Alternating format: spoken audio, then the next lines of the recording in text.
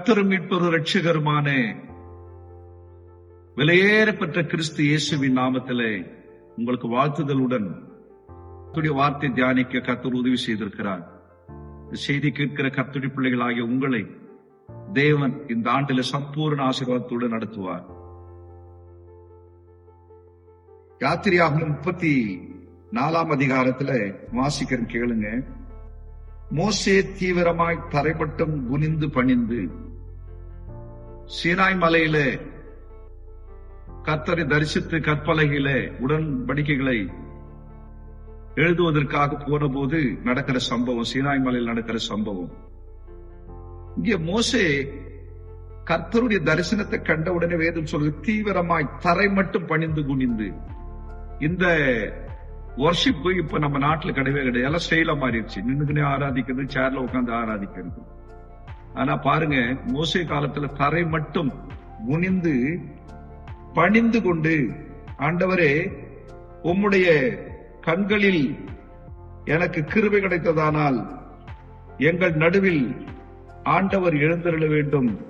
இந்த ஜனங்கள் வணங்கா கழுத்துள்ளவர்கள், நீரோ எங்கள் அக்கிரமத்தையும் எங்கள் பாவத்தையும் மன்னித்து எங்களை உமக்கு சுதந்திரமாக ஏற்றுக்கொள்ளும் சொல்றாரு, ஜெபிக்கிறாரு. ஆண்டு சொல்றாரு, இந்த ஜனங்க வணங்கா கழுத்துள்ளவர்கள். கழுத்து குனியணும், கழுத்து ஸ்பிரிங் மாதிரி வளையணும், அதுக்கு பேரு வணங்குற கழுத்து. எந்த நேரமும் நிமிர்ந்து நின்னுதுன்னா அது வணங்கா கழுத்து. ஒரு அதிகாரியை பார்க்கும்போது, ஒரு ஊழியக்காரரை பார்க்கும்போது கழுத்து தலையும் பணிவோடு குனியணும். அதனால வணங்கா கழுத்து என்று சொன்னால் இருமாப்பு அகங்காரம் உள்ளவர்களுக்கு தான் அந்த பேரு.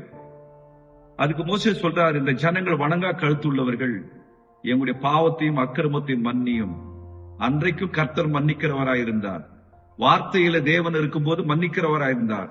இயேசு கிறிஸ்து மாம்சத்தில் வெளிப்பட்ட போது அவர் மன்னிக்கிறவராயிருந்தார். இப்பொழுது பரிசுத்த ஆவியாயிருக்கிறார். இப்பொழுது அவர் மன்னிக்கிறவராக இருக்கிறார். அதனாலதான் நம்முடைய காலம் வாழ்க்கையில ஓடிக்கொண்டிருக்கிறது. மன்னிக்கிற தேவன். ஆகையினால இந்த ஜனங்கள் வணங்கா கழுத்துள்ள, நீரோ எங்கள் அக்கிரமத்தையும் எங்கள் பாவத்தையும் மன்னித்து எங்களை உமக்கு சுதந்திரமாக ஏற்றுக்கொள்ளும், பிள்ளைகளாக ஏற்றுக்கொள்ளும்.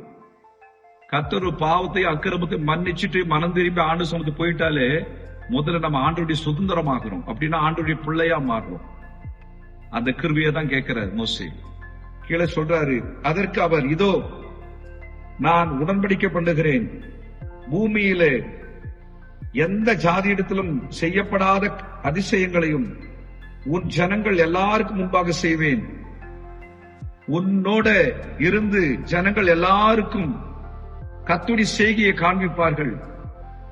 உன்னோடு இருந்து நான் செய்யும் காரியம் பயங்கரமாயிருக்கும். ஆமா, மோசையோட இருந்து கர்த்தர் செய்த காரியம் இந்த உலகத்துல யாரு கூட இருந்து அந்த மாதிரி செய்யவே இல்லை. சரித்திரத்துல மோசை கூட இருந்து செஞ்ச காரியங்கள், அற்புதங்கள், அடையாளங்கள் இந்த உலகத்துல அது போல அற்புத அடையாளம் கிடையவே கிடையாது. விஞ்ஞானத்துக்கு அப்பாற்பட்ட அற்புத அடையாளங்கள், விஞ்ஞானத்துக்கு எட்டாத அற்புத அடையாளங்கள் மோசையோட இருந்து கர்த்தர் செய்தார். இது காரணம் அவருடைய கிருபை கிடைத்ததனால. மோசேக்கு கர்த்தருடைய கிருபை கிடைத்தது, இஸ்ரவேல் மக்களுக்கு கர்த்தருடைய கிருபை கிடைத்தது. ஆகினால கர்த்தர் செய்த அற்புத அடையாளங்கள் எல்லாவற்றையும், அதிசயங்கள் எல்லாவற்றையும் ஜனங்கள் கண்டுகளித்தார்கள். அன்பு தேவனுடைய பிள்ளையே, இன்றைக்கும் கூட இயேசு கிறிஸ்துவின் நாமத்தை விசுவாசிக்கிறவர்களுக்கு எத்தனையோ அற்புத அடையாளம் நடக்கிறது. ஆனால் நாம் கர்த்தர் செய்கிற நன்மையை மறந்து விடுகிறோம். அதுதான் நம்ம இடத்துல இருக்கிற தவறு. ஆகினாலே கர்த்தருடைய கிருபை கிடைக்கிறது மாத்திரமல்ல, நம்முடைய பாவத்தையும் அக்கிரமத்தையும் மன்னிக்கும்படி கர்த்தருக்கு சொல்லி அறிக்கையிட்டு விட்டு அவரை ஏற்றுக்கொண்டு அவருடைய சுதந்திரமாய் நம்ம மாறும்போது அவர் நமக்கு என்ன செய்வாரு? நான் செய்யும் காரியம் பயங்கரமாயிருக்கும். உன்னுடைய ஜனங்களுக்கு முன்பாக, உனக்கு முன்பாக நான் செய்யற காரியம் பயங்கரமாயிருக்கும். அது மோசையை கொண்டே செய்கிறார். அதனால்தான் மோசையை கண்டு ஜனங்கள் பயப்படுகிறார்கள். மோசையோடு கர்த்தர் இருக்கிறத பார்க்கிறார்கள். அன்பு தேவனுடைய பிள்ளையை, நாம் எல்லாரும் விசுவாசியா இருந்தாலும் ஊழியக்காரா இருந்தாலும் தேவன் நம் பட்சத்தில் இருக்கிறத ஜனங்கள் அறியணும். தேவன் நம் பட்சத்திற்கு பெரிய காரியங்களை செய்கிறதை விசுவாசிகள் அறியணும். அப்பதான் விசுவாசிகளுக்கு ஒரு பயம் உண்டாகும். ஆகினால அப்படிப்பட்ட மோசையை கண்டே ஜனங்க சில நேரங்களை பயப்படாம போயிட்டாங்க. அந்த மோசையை கண்டு, கர்த்தருடைய வார்த்தையை கண்டு பயப்படாம கல் நெஞ்சியோட வணங்கா கழுத்தோட இருக்கான்னா அந்த கூட்டம் யாரா இருக்கும்? அந்த கூட்டத்துக்குள்ள பிசாசு ஆவி இருக்குது, சாத்தானுடைய ஆவி உள்ள இருக்குது, வலு சர்ப்பத்தினுடைய ஆவி உள்ள இருக்குது. அந்த மாதிரி ஆவி உள்ள இருந்தாதான் மனுஷன் வணங்கா கழுத்து உள்ளவனா இருப்பான், ஒரு பணிவில்லாத மனுஷனாய் இருப்பான். ஆனால் ஒரு பணிவுள்ள மனுஷனாய் மாற வேண்டுமானால் அவருடைய கிருபை நமக்கு வேண்டும். நாம் பணிவுள்ள மனுஷர்களாய் இருந்தால் அவருடைய கிருபை நம்ம உயர்த்தும். அன்பு தேவனுடைய பிள்ளைகளே, இந்த நாட்களில் மோசையை கொண்டு கர்த்தர் என்ன செஞ்சாராம்? ஜனங்களுக்கு முன்பாக நான் செய்யும் காரியம் பயங்கரமா இருக்கு என்று சொல்லிவிட்டு பயங்கரமான அற்புத அதிசயங்களை செய்தார். விஞ்ஞானத்துக்கு அப்பாற்பட்ட அற்புத அதிசயங்களை செய்தார். இதை மறக்கவே கூடாது. இதுக்கெல்லாம் காரணம் அவருடைய கிருபை மோசையோடு இருந்தது. இன்றைக்கும் கர்த்தருடைய கிருபை நம்மோடு இருக்குமானால் நிச்சயமாய் இந்த ஆண்டு முடிவு மாத்திரமல்ல, 2026 கூட அவர் பெரிய காரியங்களை செய்வார், அதிசயமான காரியங்களை செய்வார். அதற்கு நாம் தகுதியாக வேண்டும், அதற்கு நாம் பரிசுத்தமாக வேண்டும், அதற்கு நாம் தேவனுடைய சமூகம் நம்மை ஒப்பு கொடுக்க வேண்டும். மறந்து விடாதீர்கள், ஆண்டவருடைய சமூகம் நமக்கு பெரிய காரியங்களை செய்யும். மோசேக்கு மாத்திரமல்ல, மோசேக்கு வார்த்தையாயிருந்து செய்தார். ஆனால் இன்றைக்கு அந்த வார்த்தை மாமிசமாகி இயேசு கிறிஸ்துவாகி மரித்து இப்போது பரிசுத்த ஆவியாக நமக்குள்ளே வாசம் பண்ணி கொண்டிருக்கிறார். அவர் நிச்சயமாய் பெரிய காரியங்களை நமக்கு செய்கிறார், செய்து கொண்டிருக்கிறார், செய்ய போகிறார்.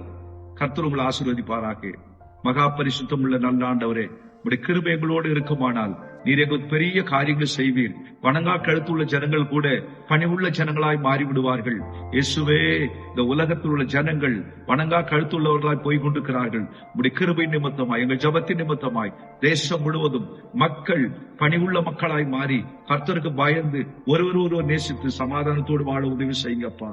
உடைய கிருபை எங்களை விட்டு விலகாது இருக்கட்டும். எங்களை தாழ்த்துகிறோம், எங்களை ஒப்பு கொடுக்கிறோம். இயேசுவின் நாமத்தில் பிதாவே, ஆமேன்.